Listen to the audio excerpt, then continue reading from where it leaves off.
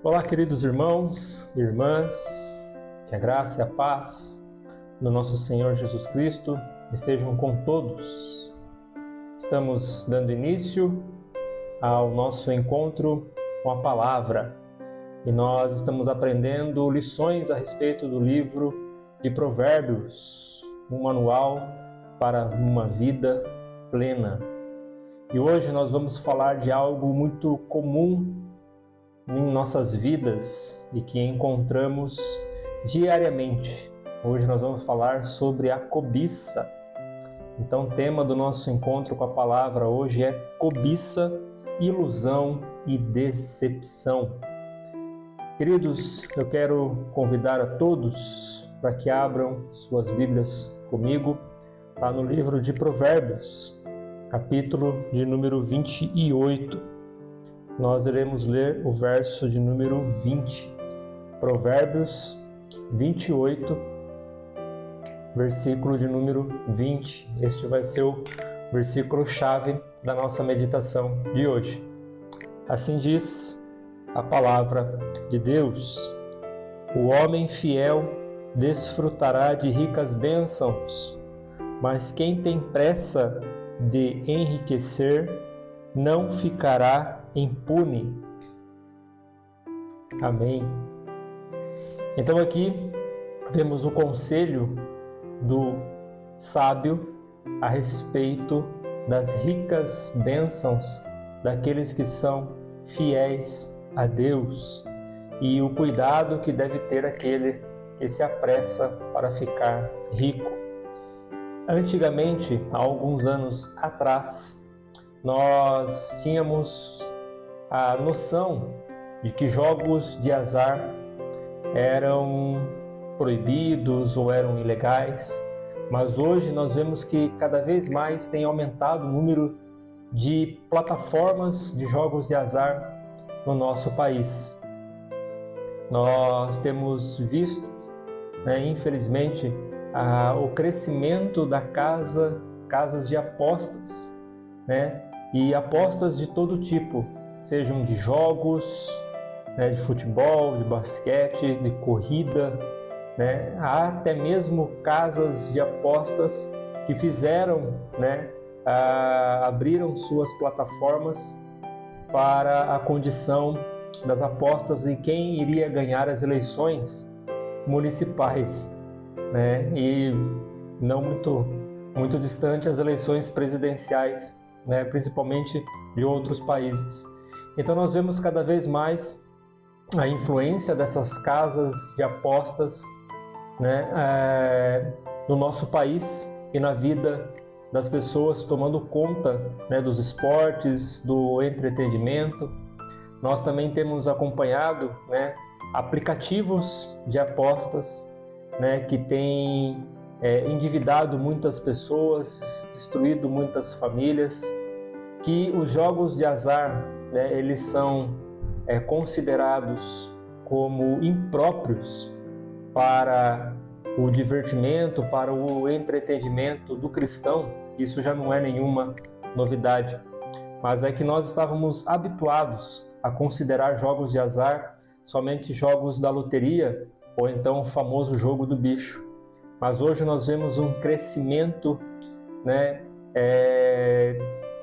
assustador dessas plataformas, dessas casas de apostas em nosso país. E com isso tem aumentado o número de pessoas que desejam enriquecer-se de uma forma rápida, de uma forma descontrolada, assim dizendo, porque investem todo o seu dinheiro nisso e desejando, cobiçando, cada vez mais a riqueza na sua vida, Então vemos aí pessoas que estão gastando o seu salário, perdendo os seus bens, seus patrimônios, aquilo que possuem, casa, carro, terreno, dinheiro guardado no banco, tudo por causa do vício, e da cobiça de querer algo mais. A filosofia, ela vai dar um significado para a cobiça, no sentido de que cobiçar significa querer aquilo que o outro possui. Cobiçar significa querer aquilo que o outro possui, ou seja, é querer ter aquele objeto, né, aquela condição, aquela situação que uma outra pessoa tem. Então você cobiça aquilo, você deseja ter aquilo, né? Por que muitas pessoas confundem cobiça com inveja? Ambos são pecados, né? Mas por que as pessoas confundem? Inveja é quando você quer não somente aquilo que a pessoa possui, mas você quer tirar a alegria dela de possuir aquilo. Você quer roubar tudo, até mesmo o sentimento que ela está sentindo. Então você tem prazer não somente em ter aquilo que a pessoa tem, mas você quer destruir tudo e qualquer sentimento que a pessoa venha ter por aquele objeto, né? É você realmente destruir a vida da pessoa. Isso é ter inveja. Mas aqui o nosso texto, ele fala a respeito da cobiça, né? E como o cristão deve tomar cuidado para que a sua vida, né, não se torne uma vida pecaminosa, uma vida errada. Ele não caia nessa armadilha, né, da nossa carne. Então o primeiro ponto que nós precisamos colocar aqui é reconhecendo a realidade. O cristão precisa ser sensato e ele precisa reconhecer a sua realidade, né? Entender a sua situação, a sua condição de vida, né? Há coisas que para nós, né, estão distantes em outro nível, né? E nós não podemos comparar e achar que aquelas pessoas que desfrutam de uma condição financeira melhor, né, de uma condição social melhor, elas são mais, né, ou menos abençoadas do que nós, são mais privilegiadas do que nós. Então nós precisamos primeiramente parar com essa comparação, que muitas vezes é injusta, né? Uma pessoa que ganha 10 salários mínimos, né, com uma pessoa que ganha 2 salários mínimos, por exemplo. E essa pessoa, claro que ela vai ter condição de ter, né, o melhor, não o melhor tênis, assim dizendo, mas o tênis mais famoso, né, que está mais na moda, assim dizendo, do que aquele que ganha um salário menor. E fugir dessa realidade, né, viver numa utopia, no mundo da imaginação, faz com que as pessoas venham a se endividar, né, de uma forma descontrolada para demonstrar aquilo que realmente elas não são, como se o objeto que elas possuem seja a característica, né, da sua personalidade. Por exemplo, eu vou ser mais confiante se eu tiver uma roupa de marca, né? Se eu tiver uma roupa dessas marcas famosas. Eu vou ser mais confiante se eu tiver um carro do ano e assim por diante. Eu vou me sentir mais feliz se eu tiver isso, se eu tiver aquilo.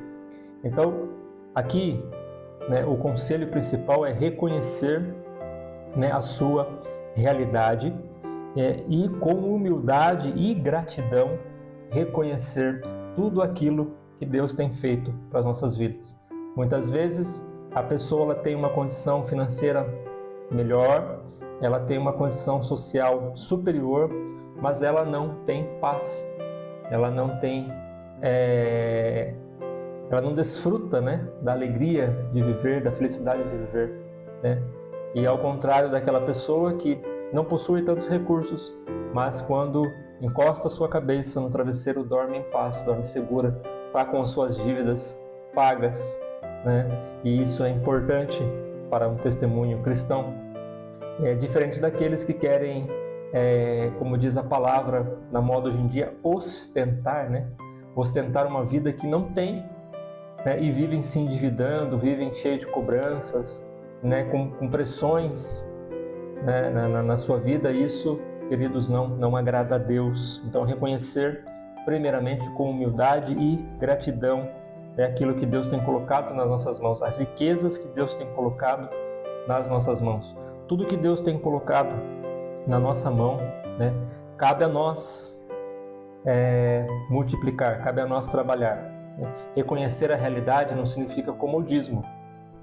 Vamos lembrar da parábola dos talentos, e multiplicar os talentos. Então, tudo que Deus tem colocado na nossa mão, nós devemos trabalhar para multiplicar, mas sempre reconhecendo a nossa realidade, para não cair naquele ditado popular, dar um passo maior do que a própria perna.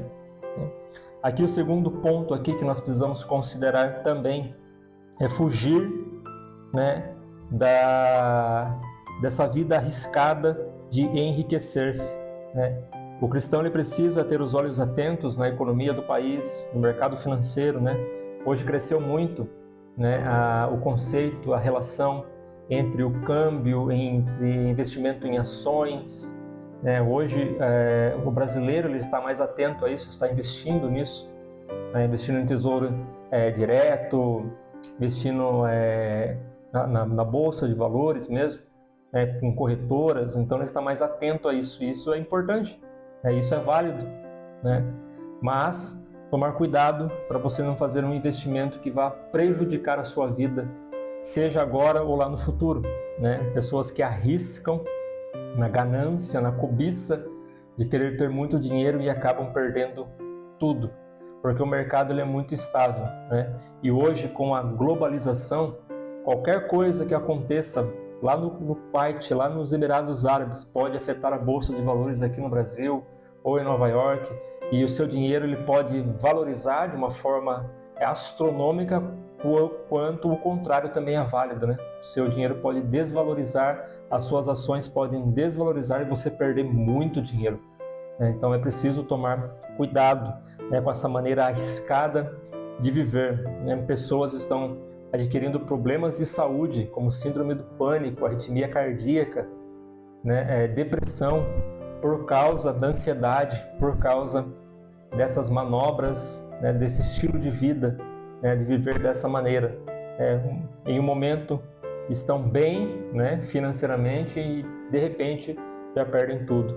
Então, fugir disso. E também fugir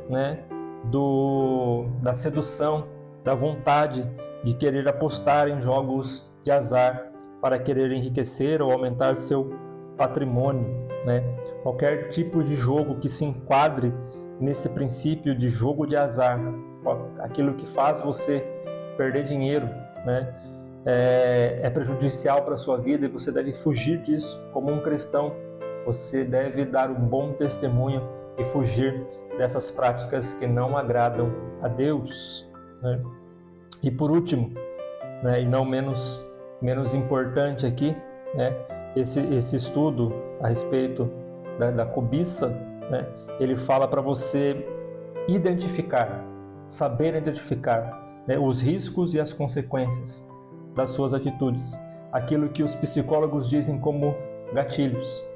Se você tem tendência ao vício, se você tem tendência a viciar-se rapidamente em alguma coisa, é bom que você não pratique nenhum tipo de jogo em que você vai, consequentemente, investir dinheiro e aquilo vai se tornar um jogo de azar na sua vida. Tem pessoas que são viciadas em apostas, apostam tudo, apostam ao resultado do jogo, apostam a respeito da economia, do país, enfim, são viciadas em apostas. Tudo para ele é motivo de apostar. Fuja, desse sentimento, dessa vontade, porque se você tem uma tendência,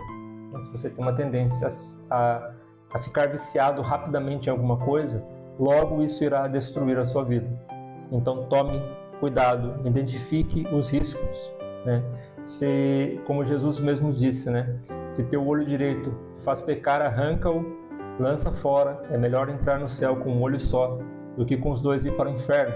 Claro que Jesus não estava falando aqui para a gente arrancar o olho, mas identificar aquilo que pode nos fazer pecar, né? Aquilo que pode nos fazer desviar do foco, né? Sair do caminho a qual o Senhor Jesus nos colocou.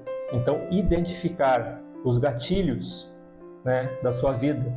Se você fica muito tempo na internet, você já entra em sites de cassino, sites de apostas, não fique, né? Procure ler um livro, ler a Bíblia, né? Procure voltar a sua mente para outras coisas, se livre disso, e cuidado com os gatilhos.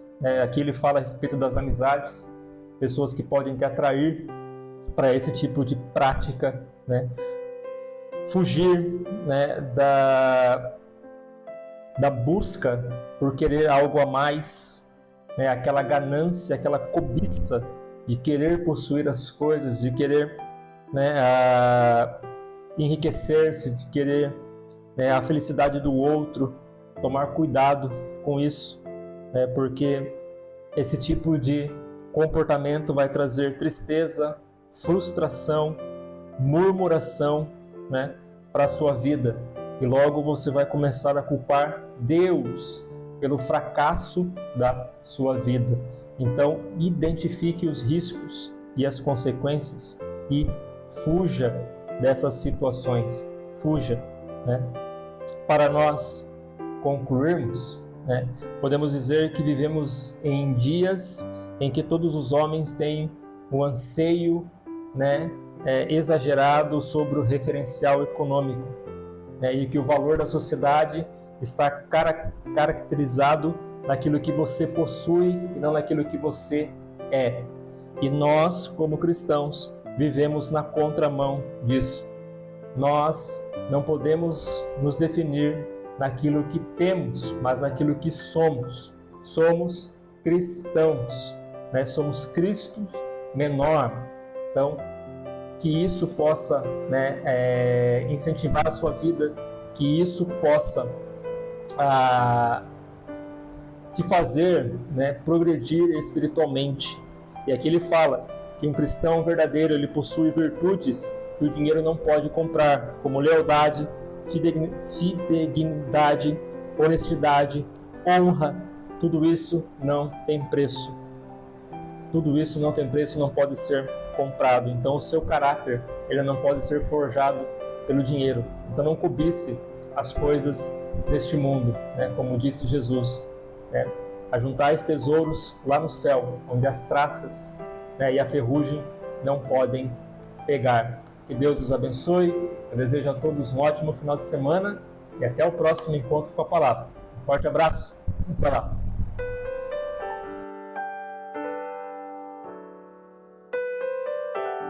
De tudo que se deve guardar, guarde o seu coração.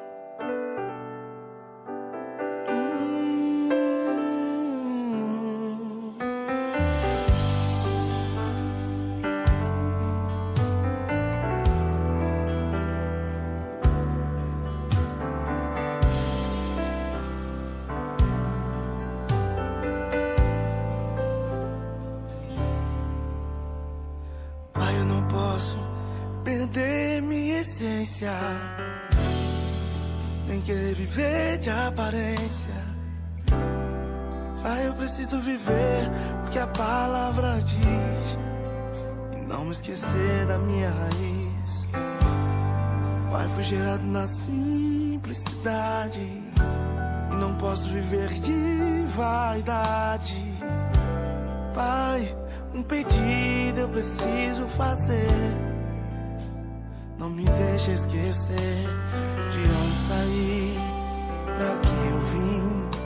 Seu propósito eu preciso cumprir. Guarda meu coração, guarda meu coração. Não quero viver de aparência, não posso perder minha essência. Guarda meu coração, guarda meu coração. Não posso viver de vaidade, gerado na simplicidade. Guarda meu coração.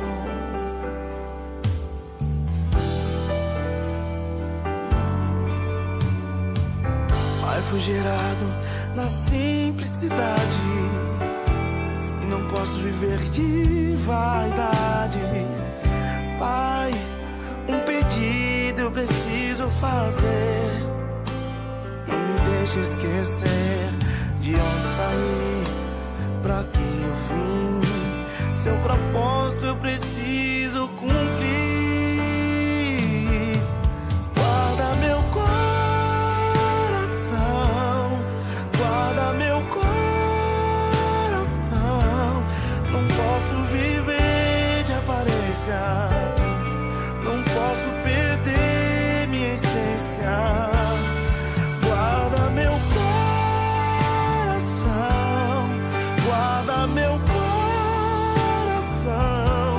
Não posso viver de vaidade. Fui gerado na simplicidade. Guarda meu coração.